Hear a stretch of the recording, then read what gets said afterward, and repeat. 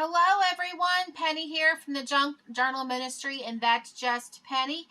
Today we are working in the Junk Journal Page Design Playbook number 11, and there it is. We have our journal ready, and we have, hopefully you guys went and gathered some mushroom items for our first prompt.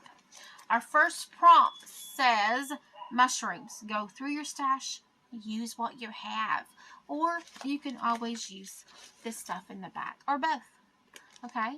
So the first journal I'm going to do, I'm going to use just my junk and get in my stash and have fun.